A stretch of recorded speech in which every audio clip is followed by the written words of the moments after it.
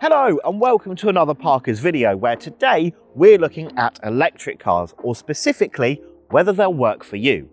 Now, according to our research, around 10% of you are buying electric cars at the moment, but according to our poll, around 30% of you are actually considering buying one.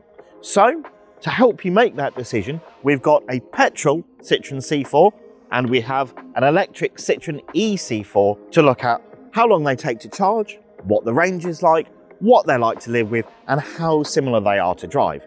With that information, you should hopefully be able to decide which is the right choice for you.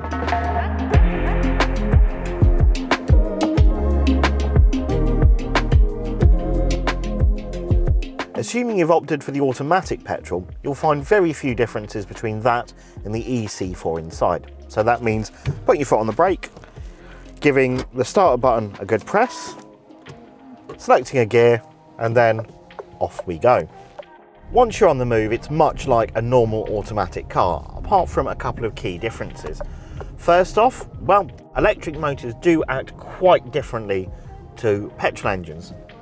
With a petrol engine, you need to give it a few revs before it actually delivers its power, whereas this, you get full torque from 0 RPM, which if you want to pull out of a junction quickly, can be a little bit tricky as the front tyres want to spin. Now, that's only really going to be a problem when it's soaking wet like today, but it is something worth bearing in mind should you find yourself at a T-junction with lots of fast flowing traffic to get into. The big difference really is that there's no engine in the background. You will hear a little bit of a whine if you accelerate briskly, but there's no vibration coming through the steering, and there's certainly no whirring engine noise from under the bonnet. Now that does make for very relaxed progress, especially if we switch to B mode. Now that dials up the regenerative braking, which works a bit like a dynamo on a bicycle. So you flick that on, and when you come off the accelerator pedal, you slow down quite quickly like you're brushing the brakes. And that charges up the battery and allows almost for one pedal driving, so you don't really have to brush the brakes much at all. The other thing about electric power is as you come out of a village and into a national speed limit, if I put my foot down, instead of waiting for the engine to rev up and get going, I put my foot down and off we go, and it accelerates really quite keenly up to 60 miles an hour with very little fuss. When you're up to speed, you'll notice that the eC4 is a little bit softer than the petrol C4, so it feels a bit more cushioned and a bit more relaxed as you go down the road. When you do get to a set of bends, that does mean there's a little bit more roll and lean as you go around corners, but then neither car is particularly performance orientated, so it's not like you're really missing out a great deal at all.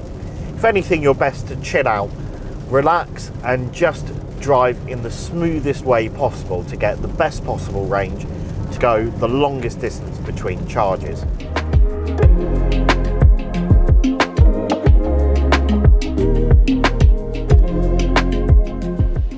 Now in terms of range, the petrol car will do around about 400 miles on a tank full if you're looking at a mixture of roads with quite a bit of motorway driving. In an urban environment, that'll drop down to about 350. With the electric, it's not quite so good. So our experience suggests that you'll get around about 145 miles on a mixture of roads, with that increasing to more like 175 if you're driving mainly around town. If, however, you're in a hurry and you start really using the extra performance that this has, then the range will drop very quickly indeed. And that's why you see so many electric cars trundling along at 60 miles an hour or being overtaken by trucks on the motorway. If you do decide to hammer along at 80 miles an hour, which of course you shouldn't do anyway, then the range does fall off a cliff quite dramatically.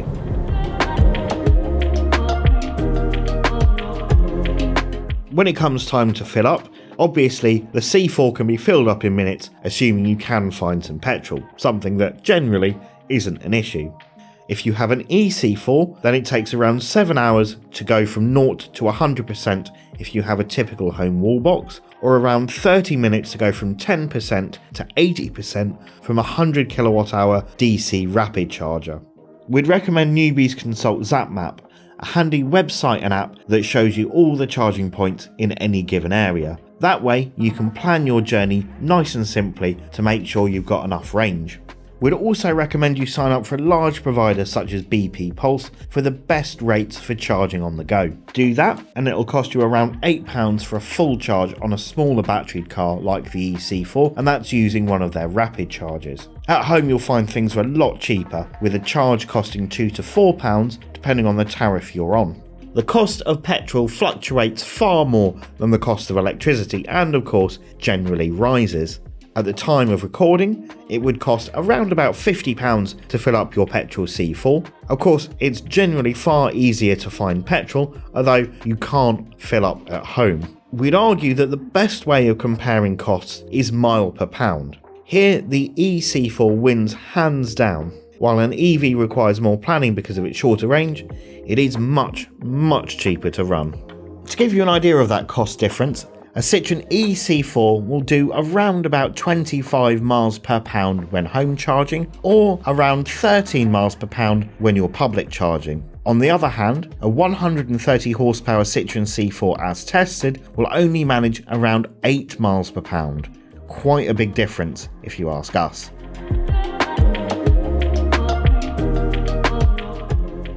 So, how about purchasing? Well, if you're buying outright, the EC4 is quite a bit more expensive than its petrol counterpart. However, the difference is much closer if you're looking to lease. If you're looking at a basic petrol C4, you're spending around about £230 a month. For a basic EC4, that rises to about £290 a month. Now, when you take into account that the gap isn't really that much more than a tank of petrol for this, you don't have to work too hard at all to make up that gap. What should you go for? Electric or petrol? Although they're similarly easy to drive, the EC4 is the more relaxing of the pair and proves there's nothing to worry about here when making the switch. So, how can we summarise the differences here? Well, if you're looking to lease, you're covering around about 100 miles a day and you'd cover a reasonable mileage every year. The EC4 makes a huge amount of sense with its low charging costs and that range of around about 145 miles in mixed conditions. However, if your daily mileage is a lot more than 100 miles and a lot of those journeys are unplanned, then petrol starts to make a lot more sense. Yes, it will cost you more money, but we think the convenience is certainly worth it. There is, however, a tipping point, at which point an electric car doesn't make a great deal of sense. Now, that is 8,000 miles. Below that figure, and it's going to take you an awfully long time to recoup the price difference between these two cars. And that goes for pretty much any electric car you're looking at. In other words, do your sums, see if an electric car works out for you financially, and in terms of the driving aspect, you might actually find that electric is a bit nicer for you. One thing is for certain, you're not going to have any penalty switching between the two. Now, don't forget to subscribe to our channel and hit the bell icon to see lots more videos like this and new car reviews as well.